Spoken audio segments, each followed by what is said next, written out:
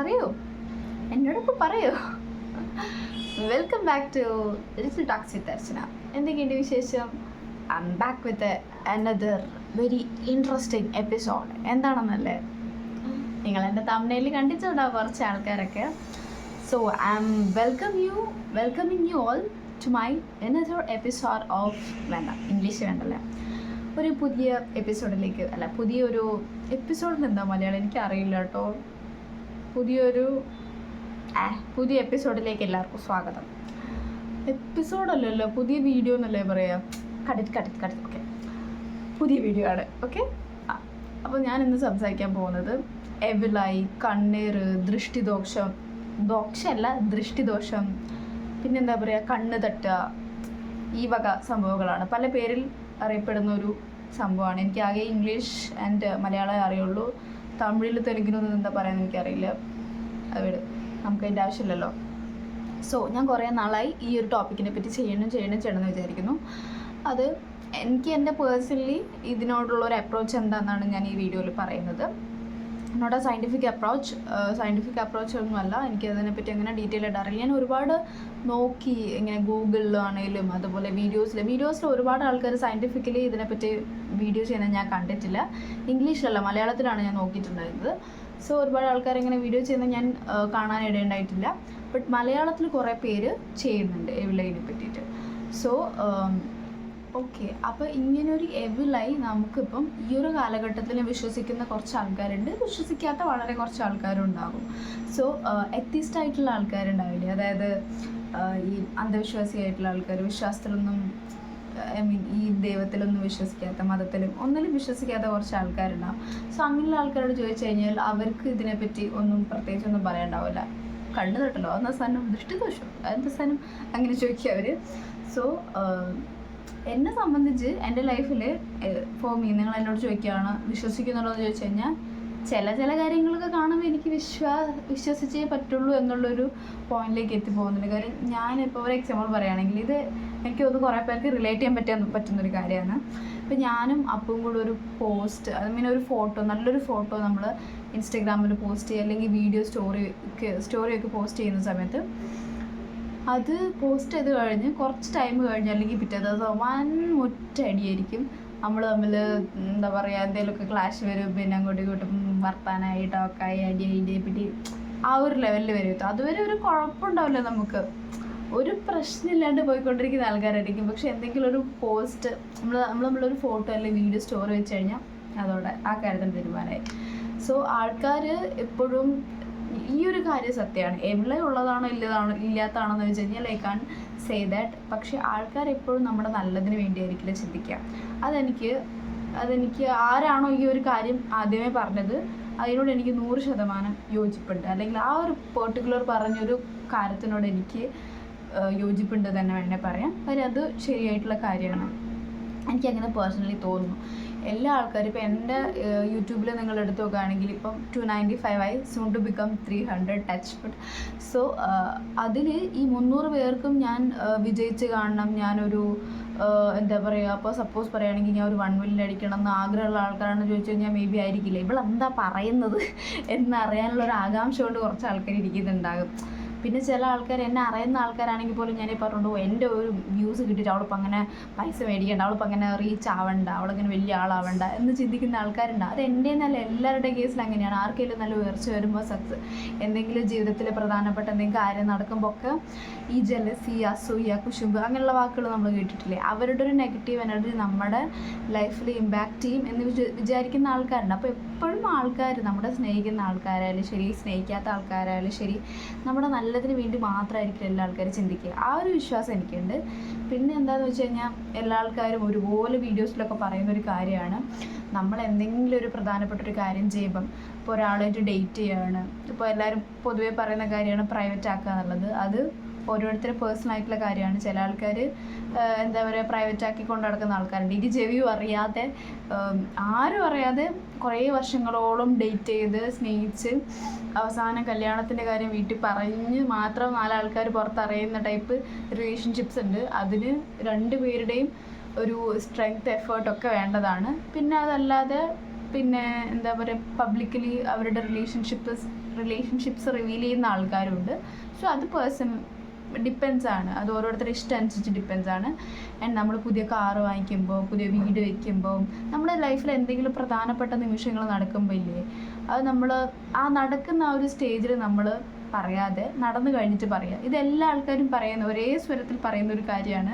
എന്താ വെച്ചാൽ നമുക്കൊരു നെഗറ്റീവ് എനർജി കിട്ടാണ്ട് നിൽക്കേണ്ടിയിട്ടാണ്. ഇപ്പം നമ്മൾ അറിയുന്ന ആൾക്കാരായാലും ശരി, അറിയാത്ത ആൾക്കാർ, ചിലപ്പോൾ നമ്മൾ അറിയുന്ന നമ്മുടെ കുടുംബത്തിലുള്ള നമ്മളെ ഫ്രണ്ട്സോ അല്ലെങ്കിൽ ഫാമിലി റിലേറ്റീവ്സോ ഇങ്ങനെയുള്ള ആൾക്കാരൊക്കെ ആയിരിക്കും ചിലപ്പോൾ നമ്മളെ എന്ത് ചെയ്യുക, വല്ലാണ്ട് കണ്ണുവെക്കുകയൊക്കെ ചെയ്യുക. കണ്ണുവെക്കുക ഇൻ ദ സെൻസ്, ഞാൻ വിശ്വസിക്കുന്ന ചെയ്യുക, ആ 50% എനിക്ക് അതിൽ വിശ്വാസമുണ്ട്.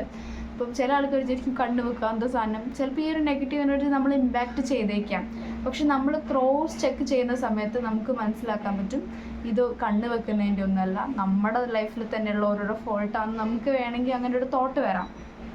ബട്ട് ടു ബി ഹോണസ്റ്റ്, നിങ്ങൾ ഗൂഗിളിൽ നോക്കിക്കഴിഞ്ഞാൽ നിങ്ങൾക്ക് അതിൻ്റെ അകത്ത് ക്ലിയർ കട്ടായിട്ട് അതിൽ ഗൂഗിളിൽ പറയുന്നുണ്ട് ഇതിനൊരു സയൻറ്റിഫിക് ബേസും ഇല്ല, ഇതിനൊരു തിയറി ഇല്ല, അത് പ്രൂവ് ചെയ്തിട്ടില്ല. കൾച്ചറലി ബിലീവ് ചെയ്യുന്നുണ്ട് ഇങ്ങനൊരു സംഭവം ഉണ്ട് എന്നുള്ളത്.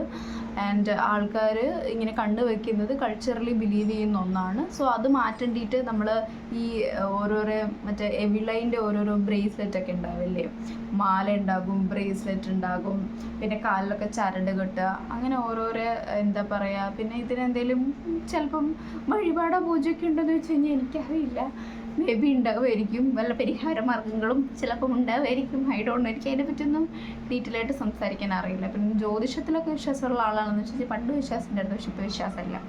കാര്യം എന്താ വെച്ചാൽ ഇതൊക്കെ ഈ വിശ്വസിക്കുന്ന ആൾക്കാർക്ക് ഇതിലെല്ലാം വിശ്വാസം ഉണ്ടാകും, വിശ്വാസം ഇല്ലാത്ത ആൾക്കാരാണെങ്കിൽ ഇതിലൊന്നും വിശ്വാസം ഉണ്ടാകും. പക്ഷെ ഇതിൻ്റെ നടുക്ക് നിൽക്കുന്ന കുറച്ച് ആൾക്കാരുണ്ട്, ആ നടുക്ക് നിൽക്കുന്ന ആളിൽപ്പെട്ടാണ് ഞാൻ.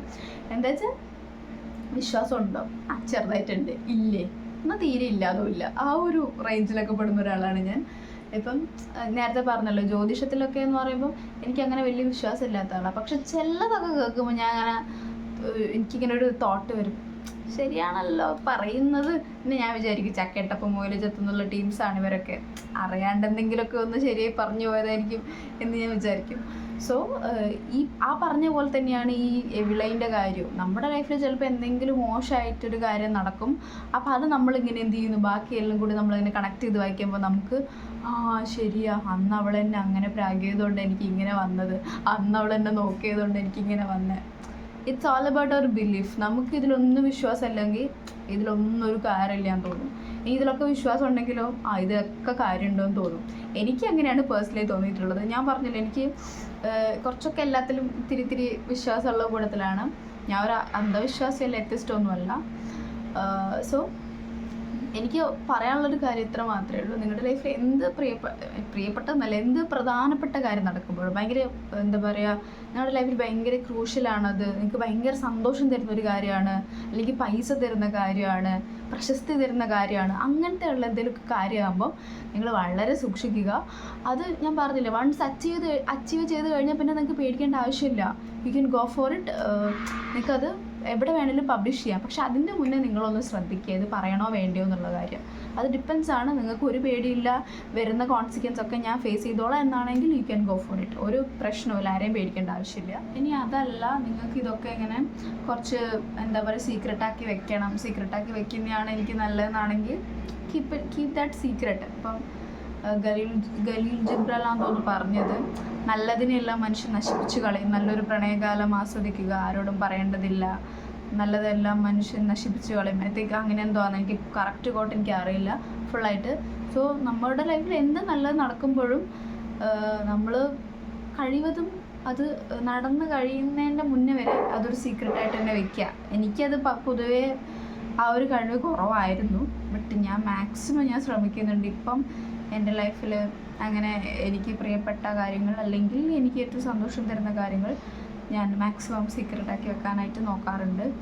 പിന്നെ ഈ സംഭവമൊക്കെ ഉള്ളതാണോ ഇല്ലാത്തതാണോ എന്ന് ചോദിച്ചു കഴിഞ്ഞാൽ I am not that much PhD എടുത്ത റിസർച്ച് ചെയ്ത ആളൊന്നുമല്ല.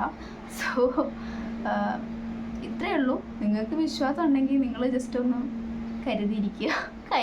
ഇതൊക്കെ എന്താ വല്ല കൊറോണയാണോ അല്ല, ജസ്റ്റ് നിങ്ങളൊന്ന് എന്താ പറയുക, നിങ്ങളൊന്ന് നോക്കിയാൽ മതി, ഇങ്ങോട്ടെങ്കിലൊക്കെ നോക്കിയാൽ മതി.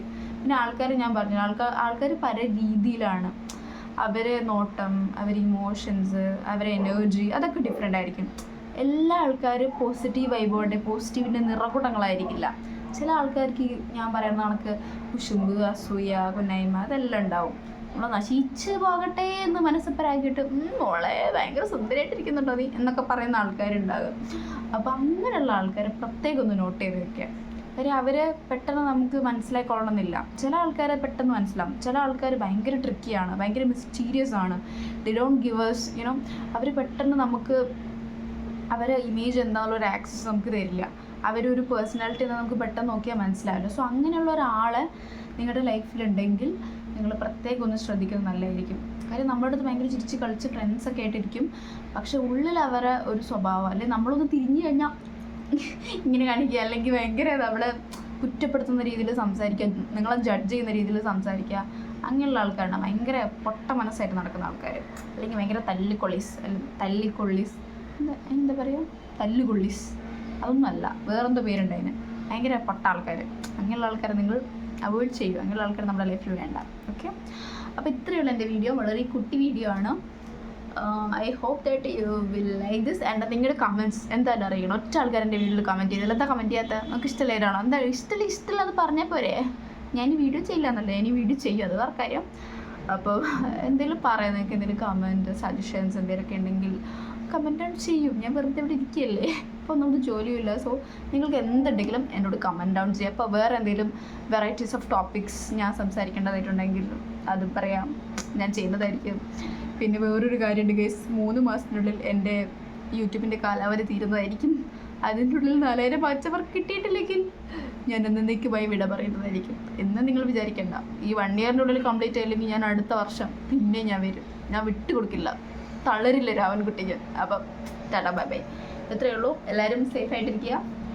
അപ്പോൾ ബൈ.